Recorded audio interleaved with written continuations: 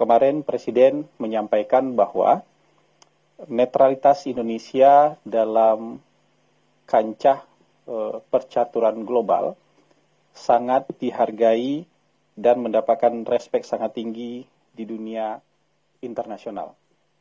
Saat ini ada banyak pihak yang sedang mengusahakan gencatan senjata di Gaza. Nah, pihak-pihak yang sedang mengusahakan gencatan senjata di Gaza ini meminta Indonesia untuk terlibat dan mengirimkan pasukan perdamaian kalau gencatan senjata ini berhasil dilakukan. Presiden kemarin menyampaikan bahwa Indonesia siap untuk mengirimkan pasukan perdamaian atau peacekeeper ke Gaza untuk menjaga perdamaian, sama seperti yang kita lakukan di Lebanon. Dan ada juga arahan dari Presiden kemarin agar pemerintah Indonesia terlibat juga dalam pengiriman bantuan kemanusiaan ke Gaza. Jadi Presiden meminta Menteri Pertahanan kemarin untuk menyiapkan 2 buah Hercules untuk terlibat dalam operasi airdrop. Jadi menurunkan bantuan pangan, bantuan untuk para warga Gaza dari udara. Jadi Indonesia juga selain akan mengirimkan pasukan perdamaian ke Gaza, juga akan terlibat dalam pengiriman bantuan kemanusiaan via udara. Jadi disiapkan 2 Hercules untuk mendrop bantuan pangan. Masih terkait dengan Gaza, Presiden kemarin juga memberikan arahan untuk Indonesia memberikan bantuan pengobatan untuk sekitar 2.000 warga Gaza yang menjadi korban perang, yang luka-luka, yang mengalami mungkin kena bom, kena reruntuhan dan segala macam, dan rencananya disiapkan pusat pengobatannya nanti di Pulau Galang, karena di Pulau Galang terdapat fasilitas rumah sakit, termasuk juga fasilitas-fasilitas pendukung lainnya yang bisa untuk mengobati sekitar 2.000 warga Gaza, termasuk juga nanti untuk menampung keluarga yang mendampingi korban-korban perang ini. Yang keempat, arahan Presiden kemarin adalah kepada Menteri Perhubungan. Jadi Presiden menyatakan bahwa salah satu peluang yang bisa dimaksimalkan oleh bangsa kita untuk menambah pendapatan, menambah devisa adalah di sektor pariwisata. Jadi Presiden meminta Kementerian Perhubungan membuka sebanyak mungkin jalur penerbangan internasional ya dari luar negeri langsung ke daerah tujuan. Jadi nggak harus lewat Jakarta dulu, tapi langsung ke daerah tujuan. Jadi bandara-bandara yang sudah ready, sudah siap, itu diminta oleh Presiden untuk segera dibuka bagi penerbangan internasional. Karena sektor wisata ini akan banyak sekali menciptakan lapangan kerja dan juga potensi untuk penerimaan negaranya luar biasa besar. Yang kelima, kemarin Presiden juga memberikan arahan kepada Menteri Pekerja Migran ya, untuk menyiapkan konsep pendidikan vokasi yang terpusat untuk menyiapkan tenaga terampil yang dikirimkan sebagai pekerja di luar negeri. Hari ini ada mungkin lebih dari 40 sektor pekerjaan yang membutuhkan tenaga-tenaga terampil di Indonesia. Ini kita nggak bicara lagi pekerja di sektor domestik ya. Kita akan mengurangi pekerja domestik yang dikirimkan ke luar negeri. Tapi yang diminta Presiden adalah pendidikan terintegrasi yang terkonsep, yang kita bisa kirimkan tenaga-tenaga terampil untuk memenuhi kebutuhan pasar tenaga kerja di dunia internasional. Mungkin itu teman-teman yang bisa kita highlight dari arahan dan pesan Presiden kemarin dalam rapat paripurna, selain dari materi-materi yang kemarin juga sudah disampaikan oleh para Menteri Koordinator.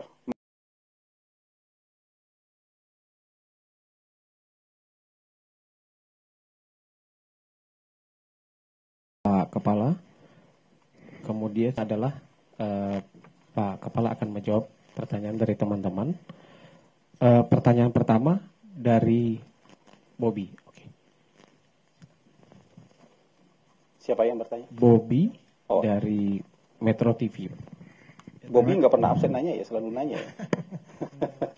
Rajin sekali nanya nih. Silakan. Terima kasih Pak Hasan atas waktunya.